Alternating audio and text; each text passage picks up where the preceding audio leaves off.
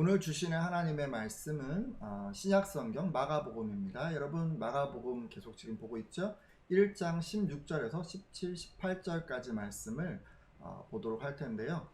이 부분 말씀에 대한 참조 구절로 누가복음 5장 1절에서 11절까지 말씀도 함께 보도록 하겠습니다. 오늘 제목이 우리는 떠나지만 주님은 찾아오십니다 라는 제목으로 오늘 말씀을 보도록 하겠습니다. 여러분, 예수님 당시에 그 갈릴리라고 하는 그 도시가 있었는데요. 그 도시에는 요한이라는 사람이 있었습니다. 이 사람은 여러분 그 세례 요한과는 동명이인입니다. 유대인들에게는 그 요한이라고 하는 이름이 흔했기 때문이죠. 자, 이 갈릴리에 사는 이 요한에게 두 아들이 있었는데요. 이 두 아들은 관심사가 서로 달랐습니다. 근데 작은 아들은 영혼의 구원에 관심이 있는 반면 장남인 큰아들은 현실적인 문제에 관심이 있었습니다. 어떻게 하면 먹고 사는 것, 이 문제를 해결할 수 있을까? 더 풍족해질 수 있을까? 이런 것에 더 관심이 있었다는 말입니다. 그러던 어느 날이었는데요. 한 사람이 이 요단강에서 약대 털옷을 입고 회개 세례를 베푼다는 얘기가 들려왔습니다. 그 사람의 이름은 세례 요한이라고 했습니다. 이때까지 무려 한 400여 년 동안이나 이 하나님께서 보내신 이 선지자가 없었기 때문에 유대인들은 저마다 앞을 다퉈 세례 요한에게 나가서 말씀을 듣고 또 세례를 받았습니다.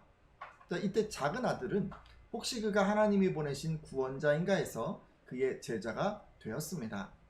생업을 내려놓고 하루 종일 스승인 세례 요한의 곁에서 그의 가르침을 들었습니다. 작은 아들은 이 세례 요한이 구원자이기를 바랐던 것 같습니다.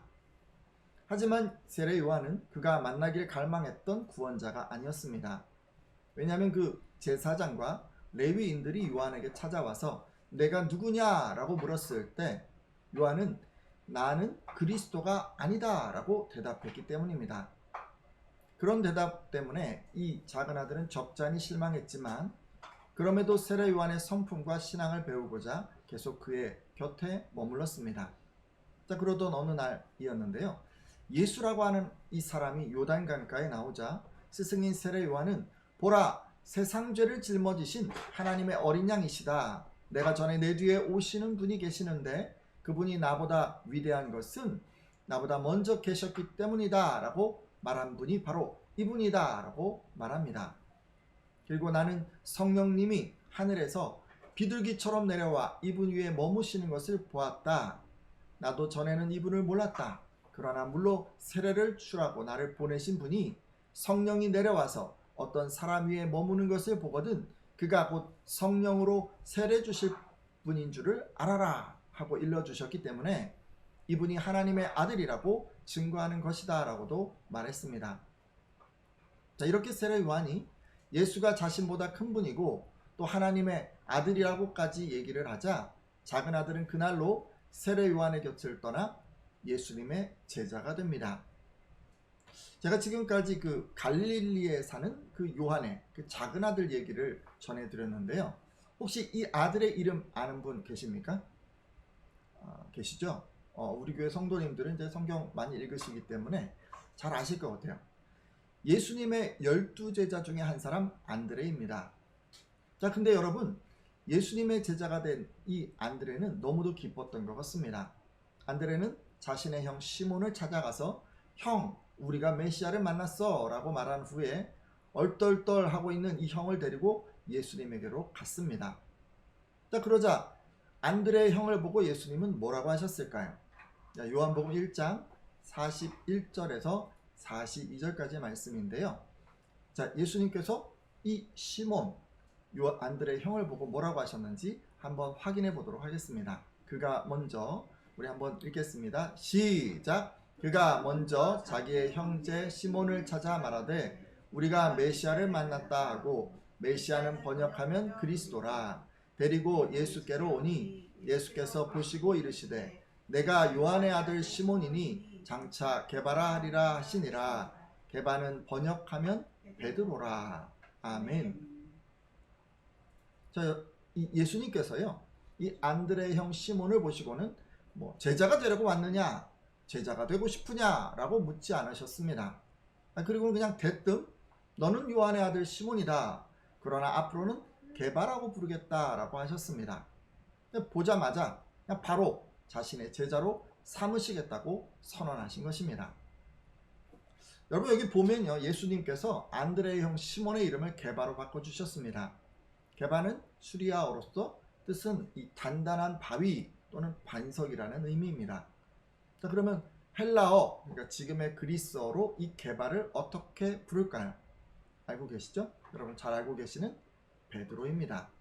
그러니까 예수님께서 이 시몬의 이름을 베드로로 바꿔주신 것입니다. 결국 안드레를 통해서 그의 형 베드로도 예수님의 제자가 될 수 있었습니다. 자, 오늘 함께한 분들도요, 다 이렇게 하시기를 부탁드립니다. 자신만 예수님의 제자가 되는 것이 아니라 자신의 형제, 자매, 일가, 친척들도 다 이렇게 제자가 되도록 인도하시기를 바랍니다. 얼마나 기뻤을까요? 그렇죠? 안드레가 그 자신이 믿는 그 예수 그리스도를 이렇게 형에게 소개를 했는데 형이 같이 이렇게 제자가 되었으니 정말 기뻤을 것 같지 않습니까? 근데 여러분, 안드레의 기쁨은 오래가지 못했습니다. 형 베드로가 얼마 가지 않아서 예수님의 곁을 떠나갔기 때문입니다. 혹시 여러분 가운데도 이런 일 겪은 분 계십니까? 전도했는데 떠나버린 경우 말입니다. 아니요, 그러면 왜 그랬을까요? 왜 베드로는요, 예수님의 곁을 떠났을까요? 돌아보면 베드로는 안드레처럼 전적으로 헌신한 사람은 아니었던 것 같습니다. 동생 안드레가 세례 요한을 따르는 제자가 되었을 때도 그는 물고기 잡는 일에 열중했습니다. 베드로는 신앙보다 현실적인 삶의 문제에 더 마음을 두는 사람이었던 것입니다. 근데 동생 이 안드레가 메시아를 만났다, 구원자를 만났다라는 그런 얘기를 듣고 깜짝 놀라서 그것을 확인하러 갔다가 그는 준비가 덜 된 채로 예수의 제자가 되고 말았습니다. 그러니까 아무런 마음의 준비도 없는데 제자에 대한 사모함도 되겠다는 결단도 없었는데 예수님이 부르셨기 때문에 제자가 된 것입니다. 그러기에 제자가 되고서도 베드로는 마음이 편치 않았으리라 추측됩니다. 모르긴 해도 먹고 사는 일에 대한 미련과 또 두고 온 가족들이 염려되었던 것 같습니다. 자, 그러던 그에게 예수님을 떠나게 하는 결정적인 한 사건이 발생했습니다. 바로 세례 요한의 투옥이었는데요. 잠시 그 부분 말씀도 보도록 하겠습니다. 누가복음 3장 19절에서 20절까지 말씀인데요. 이 부분 말씀은 제가 읽도록 하겠습니다. 분봉왕 헤롯은 그의 동생의 아내 헤로디아의 일과 또 자기가 행한 모든 악한 일로 말미암아 요한에게 책망을 받고 그 위에 한 가지 악을 더하여 요한을 옥에 가두니라. 아멘. 자, 당시 그 유대를 다스리고 있는 헤롯 왕이 세례 요한을 잡아서 감옥에 감금했다고 합니다.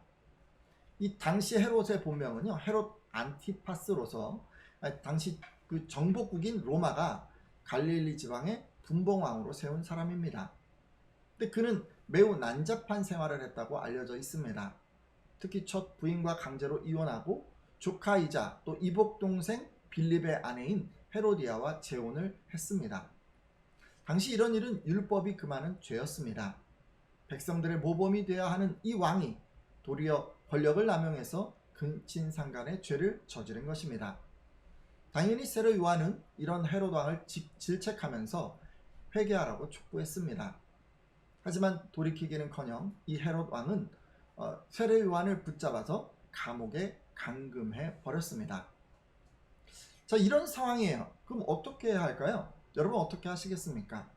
지금 회개하라고 얘기를 하고 선포를 하다가 잡혀갔으니까 좀 잠시 그 메시지를 좀 참아야 하지 않겠습니까? 괜히 이거 자꾸 말하다가는 이 세례 요한처럼 잡혀갈 수도 있는 그런 상황이잖아요. 그렇죠? 근데요, 여러분, 세례 요한이 잡힌 바로 그런 상황에서도 예수님께서는 회개하라고 선포하셨습니다. 마가복음 1장 14절에서 15절까지 말씀인데요. 자, 같이 한번 읽어보겠어요. 마가복음 1장 14절에서 15절 말씀인데 요한이 잡힌 후 읽겠습니다. 시작! 요한이 잡힌 후 예수께서 갈릴리에 오셔서 하나님의 복음을 전파하여 이르시되 때가 찼고 하나님의 나라가 가까이 왔으니 회개하고 복음을 믿으라 하시더라. 아멘. 아니 지금요, 세례 요한이 회개를 외치다가 잡혀갔잖아요. 근데 이런 살기등등한 이런 어떤 상황에서도 예수님은 계속해서 회개해야 할 것을 가르치셨습니다. 자, 그러면 이런 광경을 보고 베드로는 어떤 생각을 했을까요? 일단 예수님은요, 어떤 상황에서도 세례 요한처럼 진리를 전파하는 분이구나 라고 생각했을 것입니다. 그렇죠?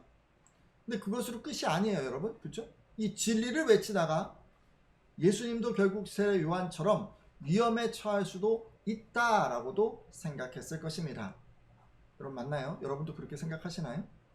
자, 이런 생각을 하니까요, 베드로가 갑자기 마음이 두려움이 가득 찼습니다.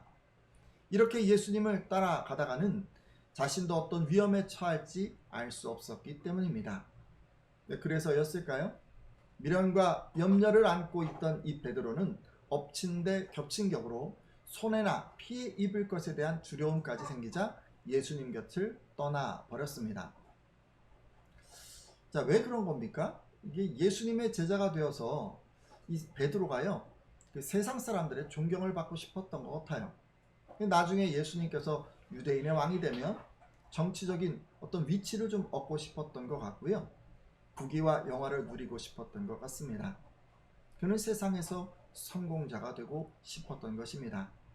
그래서 예수님의 제자가 된 것입니다. 물론 베드로가요, 이것을 공짜로 얻으려고 한 것은 아닙니다. 베드로는 자신이 하던 모든 일을 내려놓고 예수님을 따랐습니다. 이렇게 헌신하면 자신이 원하는 것을 얻을 수 있다고 생각했습니다. 네, 하지만 여러분 돌아보면요, 베드로의 헌신에는 한 가지 전제가 있었습니다. 뭐죠? 어떤 큰 희생이나 손해를 입지 않아야 한다는 것이었습니다. 맞아요. 베드로는요, 희생하지 않고 손해보지 않겠다는 그런 전제 때문에 세례 요한이 그랬던 것처럼 잡혀가거나 옥고를 치르는 등의 어려움을 겪고 싶지 않았습니다. 자, 그런데 그의 그런 전제가 무너질 것 같이 예상이 되자 예수님 곁을 떠난 것입니다. 사실 우리들도 이 희생해야 할 때 베드로처럼 두려울 수 있습니다. 대부분의 성도님들은 하나님께서 아브라함에게 복을 주신 것처럼 복을 주시기를 바랍니다. 늘 평안하고 또 복을 누리기를 바라십니다. 그것이 대부분 성도님들이 신앙생활하는 목적인 것 같습니다. 그러기에 신앙생활하는 이 과정에서 예를 들어 하나님의 말씀에 순종하다가 위험에 처하거나 손해를 입게 될 때, 좋은 기회를 잃게 되거나 반드시 이루고 싶었던 어떤 목표를 포기해야 할 때, 무언가 귀중하게 생각하는 것을 희생해야 할 때, 바로 그때 우리는 신앙생활이 두려워집니다. 처음에 생각하고 있던 것보다 훨씬 더 많은 것을 희생해야 하기 때문입니다. 그리고 일부 성도님들은 이런 두려움에 예수님을 떠나가거나 거리를 두기도 합니다. 자, 그리고 여러분 우리들도 베드로처럼 먹고 사는 문제에 대해서 미련을 가지고 있습니다. 가족들의 안전과 또 평안에 대해서 염려도 하고 있죠. 우리에게는 지금 이 나이에 좀 더 벌어야 한다는 생각이 있습니다. 지금 이 시기에 결혼해야 하고 아이를 가져야 한다는 생각이 있습니다. 지금 이쯤엔 집을 장만해야 하고 연금을 들여 또 노후를 준비해야 한다는 생각이 있습니다. 지금 이 시기에 우리는 취업을 하고 또 승진해야 한다는 생각도 있습니다. 그러다 보니 이런 것에 시간을 쓰느라 신앙생활에 우선순위 두는 것이 쉽지가 않습니다. 자, 그러면 여러분 피해를 입을까 두려워서, 그리고 먹고 사는 문제에 대한 미련이 남아서 예수님을 떠난 이 베드로는 그 후에 어떻게 되었을까요? 자, 누가복음 5장을 보면 베드로는 이 밤새 고기를 잡으려 했던 것 같습니다. 하지만 한 마리도 잡을 수 없었습니다. 이 목표를 이루기 위해서 최선을 다했지만, 노력했지만 아무것도 얻을 수 없었던 것입니다. 정말 이상한 날이었을 것 같아요. 한 마리도 낚이지 않고 밤새도록 이렇게 수고하는 이런 날은 흔한 날이 아니지 않습니까? 그래서 베드로는 이 고기 낚이는 것이 예전 같지 않구나, 요즘 사람들이 고기를 많이 잡아서 그럴 거야, 이런 식으로 생각하면서 스스로의 어떤 무능함, 뭐 이런 것들을 위로하고 있었으리라 생각해 봅니다. 자, 근데 예수님께서는 자신의 무능을 자위하는 이 베드로를 찾아오셨습니다. 우리 같으면 그럴 것 같아요. 자기가 싫다고 떠난 사람, 그런 사람 안 찾아갈 것만 같은데 예수님께서는 직접 찾아오신 것입니다. 그리고 먼저 말씀을 듣게 하셨습니다. 같이 한번 읽어볼 텐데요. 누가복음 5장 2절에서 3절까지 말씀입니다. 이 부분 말씀은 제가 읽도록 하겠습니다. 누가복음 5장 2절에서 3절까지 말씀인데요. 호숫가에 배 두 척이 있는 것을 보시니 어부들은 배에서 나와서 그물을 씻는지라. 예수께서 한 배에 오르시니 그 배는 시몬의 배라. 육지에서 조금 떼기를 청하시고 앉으사 배에서 무리를 가르치시더니. 아멘. 자, 자신을 따르는 이 무리들을 이끌고 베드로를 찾아오신 예수님께서는 베드로의 배에 오르셨습니다. 그리고 육지에서 조금 떼어달라고 이렇게 얘기를 하신 후에 배에 앉아서 해변에 앉아있는 그 무리들을 가르치셨습니다. 자, 그러면 여러분, 그 배에는 누가 타고 있는 거예요? 예수님이랑 베드로랑 이렇게 타고 있는 거죠? 그렇습니다. 따라서 지금 가장 가까이에 있는 이 베드로는요, 예수님의 말씀을 잘 들을 수가 있었습니다. 말씀을 하나도 빼놓지 않고 잘 마음에 담은 이 베드로, 뭔가 변화가 있었을까요? 자, 좀 더 말씀을 좀 보도록 하겠습니다. 누가복음 5장 4절에서 5절 말씀인데요. 여러분 한번 읽어주시겠어요? 누가복음 5장 4절에서 5절까지 말씀인데, 말씀을 마치시고 함께 읽겠습니다. 시작. 말씀을 마치시고 시몬에게 이르시되 깊은 데로 가서 그물을 내려 고기를 잡으라. 시몬이 대답하여 이르되 선생님, 우리들이 밤이 새도록 수고하였으되 잡은 것이 없지만은 말씀에 의지하여 내가 그물을 내리리이다 하고. 아멘. 자, 예수님께서는 말씀을 마치시고 베드로에게 깊은 데로 가서 그물을 내리라고 하셨습니다. 사실 이것은요, 말씀을 믿고 이 불가능해 보이지만 그 명령에 순종해라 라는 그런 요구였습니다. 불가능해 보이는 어떤 명령, 그런 명령이라도 순종하라. 참 쉽지 않은 거죠. 왜냐면요, 예수님께서 명령하신 이 오전 한 요 시간에는요, 이 깊은 곳에 고기가 없기 때문입니다. 따라서 어부로 잔뼈가 굵은 이 베드로는 예수님의 말씀을 도저히 납득할 수 없었을 것입니다. 게다가 깨끗이 씻어놓은 이 그물을 들고 잡힐 것이 도저히 기대되지 않는 그 고기잡이를 나서야 한다는 것은 내키지 않았을 수도 있습니다. 하지만 베드로는요, 한마디 불평도 하지 않고 선생님, 우리들이 밤이 새도록 수고하였으되 잡은 것이 없지만은 말씀에 의지하여서 내가 그물을 내리리이다 라고 말하면서 불가능해 보이기만 하는 예수님의 그 명령에 순종했습니다. 여러분 잠깐 생각해 봐요. 예수님을 떠난 베드로, 그 베드로가 그분의 불가능해 보이는 명령에 순종한 것은 무엇 때문입니까? 밤새 고기잡이 허탕치면서 자신의 무능을 깨닫고 겸손해졌기 때문입니까? 그런 거 아니잖아요. 그렇죠? 예수님의 말씀을 지금 가까이서 들었기 때문이 아니겠습니까?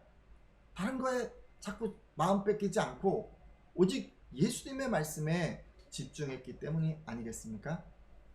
따라서 저는 불가능해 보이기만 하는 하나님의 말씀에 순종할 수 없습니다 라고 생각하시거나, 수많은 복을 약속하시지만 그것이 믿겨지지 않습니다 라고 생각하는 그런 분들은 예수님께 가까이 나아가시기를 부탁드립니다. 그리고 여러분, 다른 것에요, 자꾸 마음 쏟지 말고 뺏기지 말고 그 예수님의 말씀을 듣도록 하십시오. 여러분이 이렇게 말씀에 집중하며 나갈 때 베드로처럼 불가능해 보이는 것에 도전하게 됩니다. 여러분, 믿음은 들음에서 나고 들음은 그리스도의 말씀으로 말미암기 때문입니다. 자, 그리고 불가능해 보이더라도 하나님의 명령에 순종하면, 예수님의 말씀에 순종하면 기적을 체험하게 됩니다. 자신의 능력으로는 해결할 수 없었던 삶의 문제들이 해결되는 것을 보게 된다는 말씀입니다. 누가복음 5장 6절에서 7절을 보면 베드로가 깊은 곳에 그물을 내리니까 많은 고깃대가 걸린 것 같습니다. 그래서 그물이 찢어질 지경이 되었습니다. 얼마나 많이 잡았던지 자신만의 힘으로는 해결할 수 없어서 다른 배에 있는 동료들에게 손짓을 하면서 와서 자기들을 도와달라고 할 정도였습니다. 이렇게 여러 사람이 달려들어 그물을 올렸는데 이때 잡은 물고기가 얼마나 많았던지 2배에 가득히 채워서 배가 가라앉을 지경까지 되었습니다. 자, 그러면 여러분, 이런 일을 경험한 이 베드로는 어떤 마음이었을까요?